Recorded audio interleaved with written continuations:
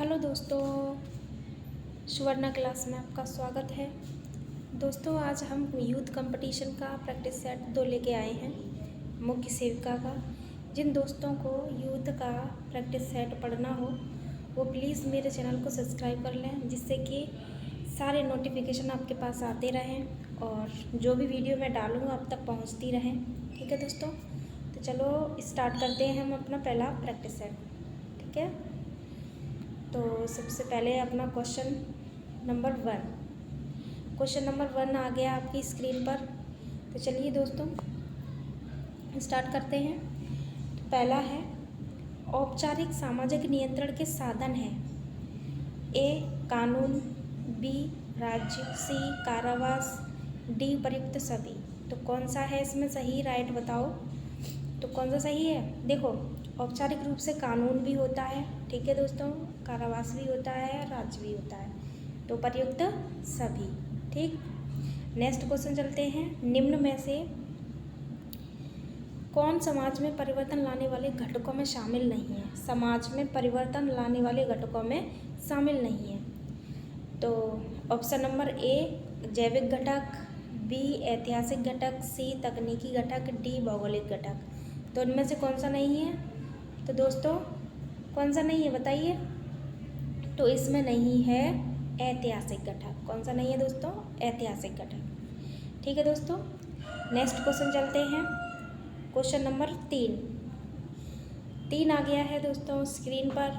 तो निम्न में से कौन एक सामाजिक परिवर्तन के मुख्य स्रोतों में शामिल नहीं है?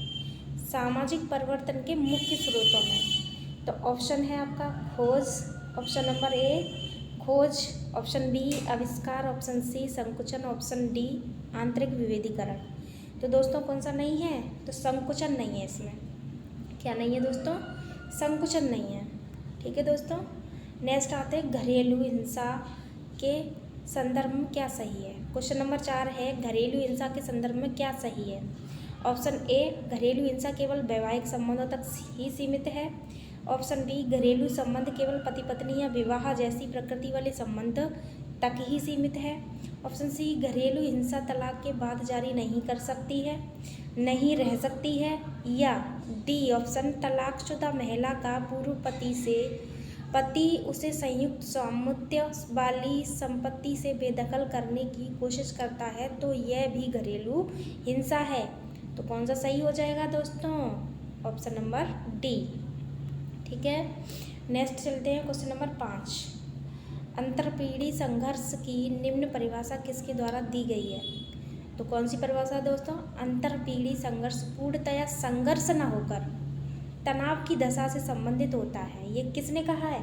अंतरपीढ़ी संघर्ष पूर्णतया संघर्ष न होकर तनाव की दशा से संबंधित है। ये किसने कहा है दोस्तों? ऑप्शन है GS Dhurya, option B doctor Srinivas, option C TK Aman, option D JP Singh. तो किसने दिया है? GS धुर्य ने। ठीक है, इन्होंने कहा कि अंतरपीढ़ी संघर्ष पूर्णतः संघर्ष न होकर तनाव की दशा से संबंधित होता है। तो किसने कहा है? GS धुर्य ने। क्वेश्चन नंबर 6, सापेक्ष गरीबी का मापन किस विधि द्वारा किया जाता है? दोस्तों सापेक्ष गरीबी का मापन किस विधि द्वारा किया जाता है? तो ऑप्शन ए है लॉरेंज वक्र, बी गिनी गुणांक, सी ए और बी दोनों, या उपर्युक्त में से कोई नहीं। तो कौन सा हो जाएगा दोस्तों? सी हो जाएगा, क्योंकि इसमें लॉरेंज वक्र भी आ जाता है, गिनी गुणांक भी आता है। दोनों से क्या होता है? सापेक्ष गरीबी का मापन। ठीक है दोस्तों, क्वेश्चन नंबर 7 आता है आपका, भारत ने अपनी जनसंख्या स्थिरीकरण का लक्ष्य कब तक घोषित किया है? भारत ने अपनी जनसंख्या स्थिरीकरण का लक्ष्य कब तक घोषित किया है? Option A 2045, option B 2070, option C 2050, option D 2047। तो कब से किया है? 2070 से। ठीक है, कब तक किया है? 2070 तक। क्वेश्चन नंबर 8, किस दशक में भारत की जनसंख्या में ऋणात्मक वृद्धि दर देखने को मिली थी? ऑप्शन ए 1951 से 61, ऑप्शन बी 1911 से 1921, ऑप्शन सी 1961 से 1971, ऑप्शन डी 1971 से 1981। ऋणात्मक यानी कि कमी देखने को मिली। तो कौन सा है दोस्तों? तो ये है आपका ऑप्शन नंबर बी 1911 से 1921। और दोस्तों 1921 को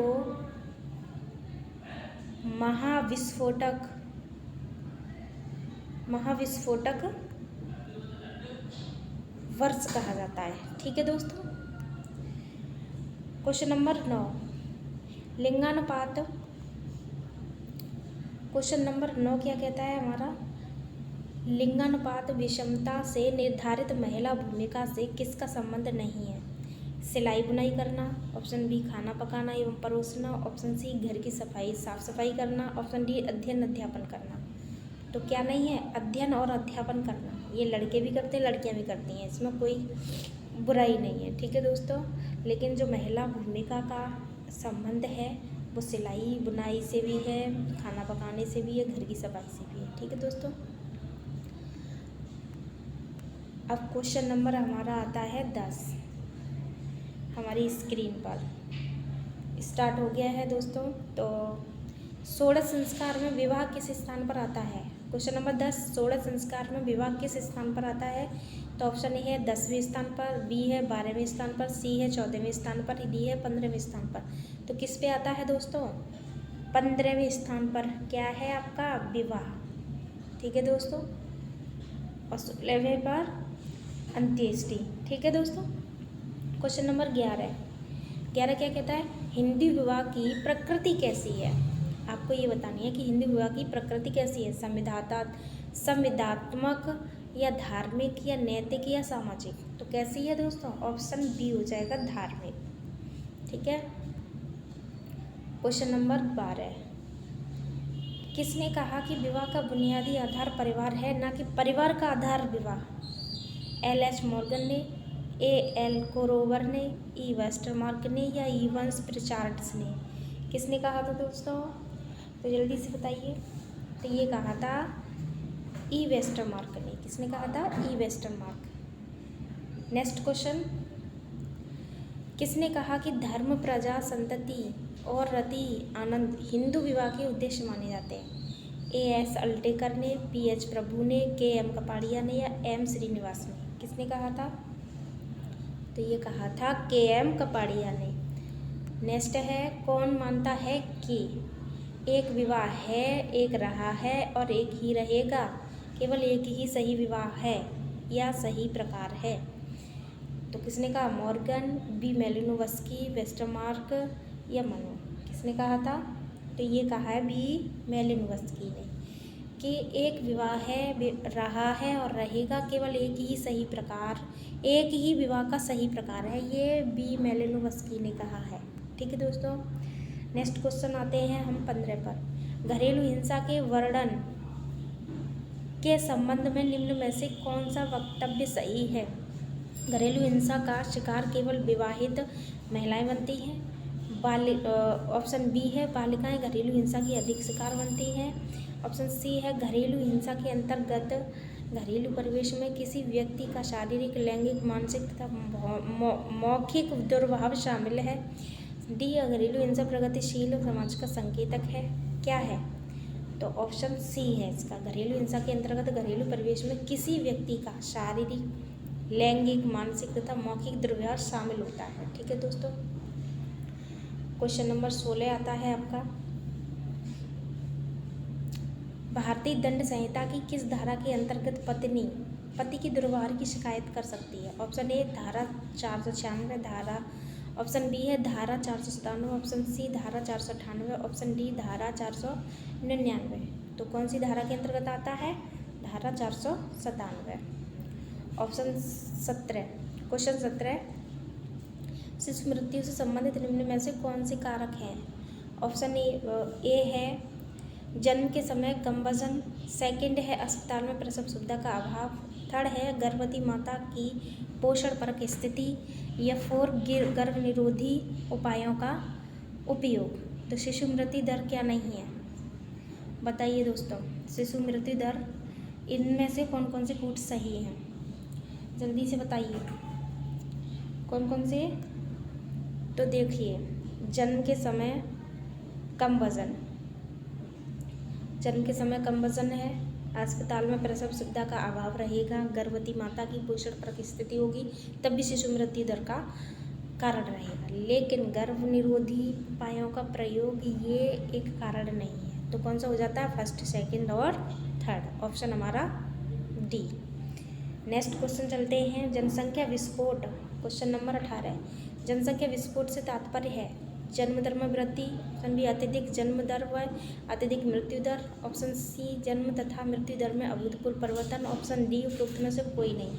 तो कौन सा सही है दोस्तों? इसमें जन्म दर तथा मृत्यु दर में अभूतपूर्व परिवर्तन।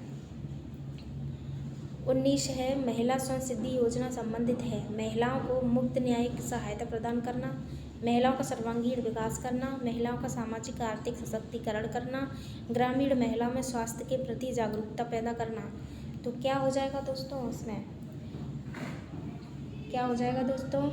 महिलाओं का सामाजिक आर्थिक सशक्तिकरण करना। ठीक है।